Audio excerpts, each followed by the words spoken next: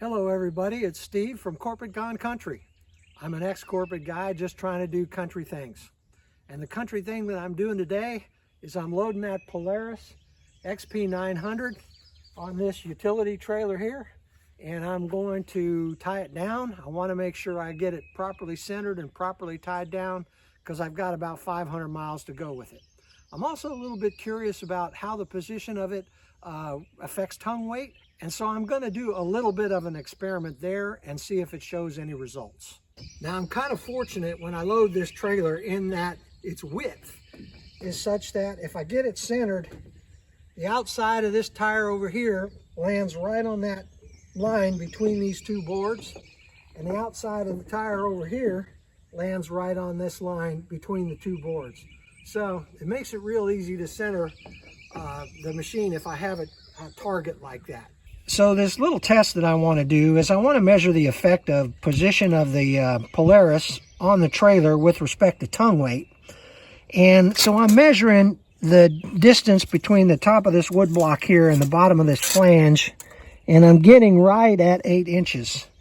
And so let's see what happens when we put the UTV on the trailer and park it in two positions. Let's see the effect of those positions on the height between here and here.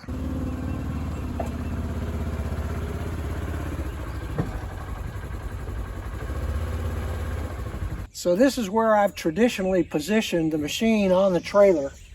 I try to get that axle there just barely in front of this axle here. And it looks like I've succeeded in doing that. And what that does, it creates a space right here between the front tire and this angle iron right there, about maybe 7 or 8 inches. And I always wondered if I just ought to drive the machines all the way up, and I wonder what effect that has on the tongue weight. So I want to test it out. So we got a lot of weight on the tongue, and what did that do to the distance between the wood block and the flange? Well, right now we're right at about 7 inches, so it brought it down by about 1 inch. I ran the machine all the way up to the front angle iron, and so what that did was, obviously in the back here, caused the rear tire center to be about 7 inches in front of the rear axle center. So here we go. Try to put it in the same place, and wow, we're down to 6.5 inches. So the movement of 7 inches of machine created another 1/2 inch of depression on that elevation above the wood block. So I'd say that's a significant increase in tongue weight. I'm going to go ahead and continue to do what I've typically done, and that's move this thing back a little bit because that'll still keep the weight of the machine pretty well forward, but at the same time it'll take a little bit of weight off the tongue. That's worked optimally for me in the past, and I don't see any reason to change it now that I've done this little test. Okay, I'm pretty well centered in the back, so that looks fine. I hit the target with my right front tire. Let's see about the left. Left front tire is pretty much perfect, so the machine is well centered on the trailer. So I'll put one tie down strap behind the frame right here. I'll put another strap through the cab right here and tie it down to lugs that are on either side of the trailer. And then I'll put a third strap or straps tied into those holes right there on the hitch and tied back to lugs on the trailer here. So these back here will inhibit the machine from moving forward, and those up in the front will inhibit the machine from moving backwards. Well, I have the front one tied down, so that's what it looks like overall, and I'll take that slack and tie it up so it doesn't flap in the wind. And here we have the second strap going through the cab there, and here's the two back straps tied into the hitch receiver there on those holes, and also two lugs on the trailer. So that ought to keep the machine from moving forward. I noticed this pin connection is loose, so I need to tighten that nut up right there. Well, I noticed when I was tightening up this bolt that it looked like that hole had wallowed out a little bit there. So I'm just going to put this washer over it, and then I'll put this lock washer back on, and I'll retighten the nut. I got the hitch clamped down, I got the pin in there, I got my light hook up, and I've tested my lights.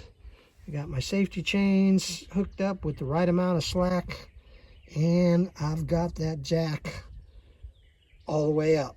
So I think I'm ready to go. I'll get on the road and I'll let you know how it went.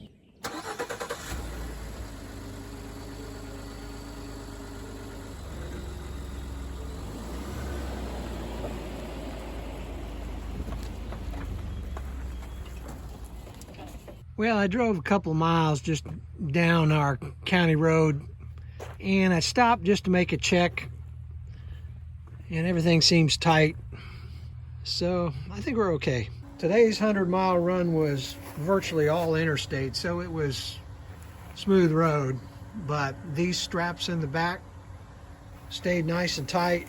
The rear axle of the machine is just slightly in front of the rear axle of the trailer.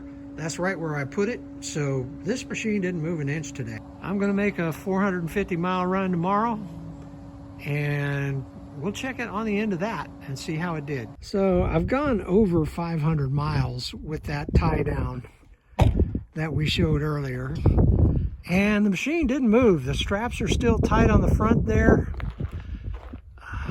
Still tight right here through the cab. Still tight in the back. And the axle,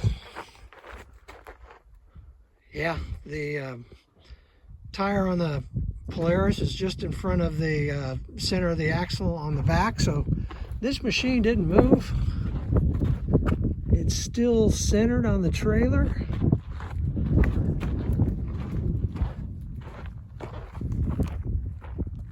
Both left and right. So we moved the UTV over 500 miles in a period of 2 days. We had no damage, no incidents, and no drama. And I always like it that way. Well, thanks for watching today's episode of Corporate Gone Country. I'm just an ex-corporate guy trying to do country things. Bye now.